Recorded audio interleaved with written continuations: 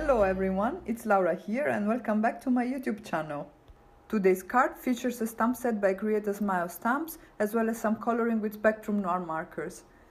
The card was inspired by the challenge over at the CASology blog. I hope I'm saying that right and I will link it in my blog post.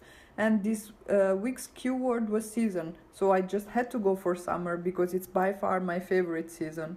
This stamp set from Create a Smile Stamps was also really perfect for this challenge because it just reminds me of when I was a kid and I used to spend summers at my grandparents' place, and there would be fields full of sunflowers that we would just get to pick and eat the seeds directly from. It was just so nice. Anyway, let's move on and have a look at how I made this card. Here I just want to show you a quick tip, which is useful when you do not have a big piece of masking paper. You can actually use your sticky notes and a support like a piece of scrap paper or some acetate and tuck your sticky notes next to each other so that they create a surface large enough. You can then stamp your image on the sticky notes, cut them and use the image that is on your stamp packaging to guide you with the placement of the different parts. To start off, I cut down a piece of Nina Solar White cardstock at 4 1/4 by 5 1/2. I'm inking up my stamp with some Memento Tuxedo black ink and stamping it on my card. As you can see, I'm doing some masked stamping to create my composition, and I think that at this point I can just leave you with some music. I'll be doing some coloring with Spectrum Noir markers, and I'll make sure to list all the markers I used on the screen and over at my blog. I will come back when I start coloring the central part of the flowers because I wanted to talk about how you can create some texture with your markers. For the petals and the leaves, the coloring is pretty easy. I'm usually going from lightest to darkest and then back to lightest. And yeah, that's it. So I'll catch you in a little bit.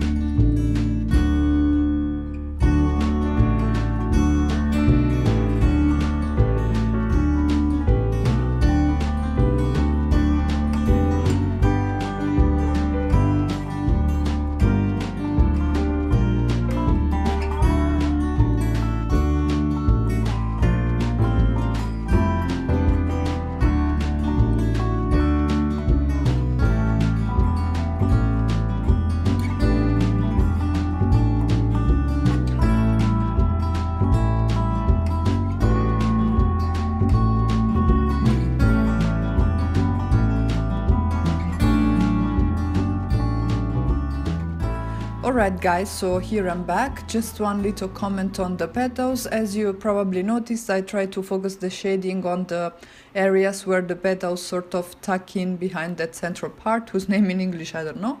And yeah, and a little bit on the tips because that would give the feeling that the petals sort of fade off. At this point I'm focusing on the central part of the flowers and I'm coming in with my lightest shade, which is GB7, and I'm adding some dotted details. What I want to do is to create dimension on my element through shading and through these dots. So what I will do is I will start off, as I said, with my lightest shade, lay down a sort of a homogeneous layer of dots, and then come back with the next darkest shade and focus the dots just in the areas where I think the shadows would fall. I will repeat this with the darkest shade and I will just leave a highlight on the top left to create some dimension. As you see now, I'm coming in with my GB6 and starting to lay down a base color because I want, all the space to be filled, so I will still have sort of a wash, if you want, although I'm not sure this is the technical term for alcohol markers, of color on the central part. So as I said, here I'm coming in with GB6 and deepening the shadows with GB7. I'm not afraid to go over the areas where I added the dotted detail because this will sort of smoothen out those dots and blend them in a little bit better. Here I decided to be a bit bolder with my shadows, so I'm coming back in with TB3 and laying down the color just on the very outside part of the area I'm coloring, and then I can blend everything back out with my GB7 and GB6.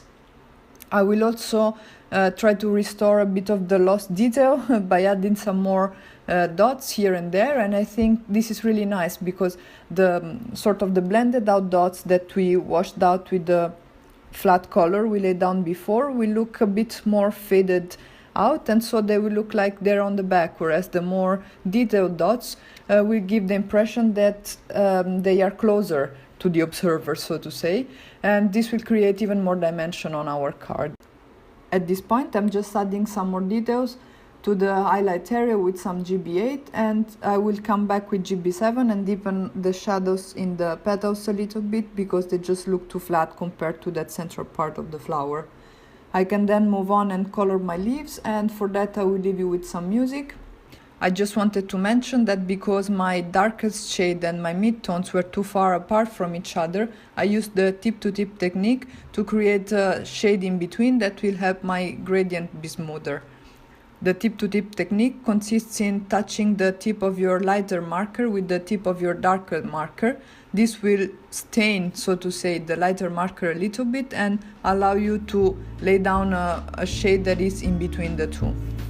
So I leave you with some music and I'll come back with the finishing touches.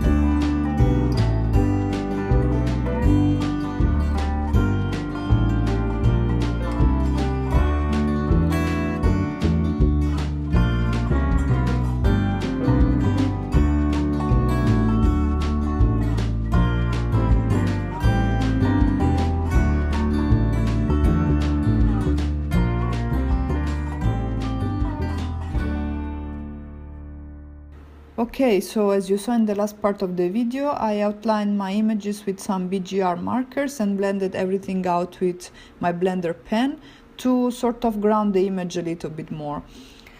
I also stamped the sentiment from the Just Because Create a Smile set, again with Memento Tuxedo black ink, and added some glitter detail with my Nuvo drops. I decided to trim down the front panel and to frame it with the black cardstock, so at the end it measures 4 by 5¼ inches, and I'm just adding some BT1 to the outline because I wanted the outline itself to have a bit of a different hue.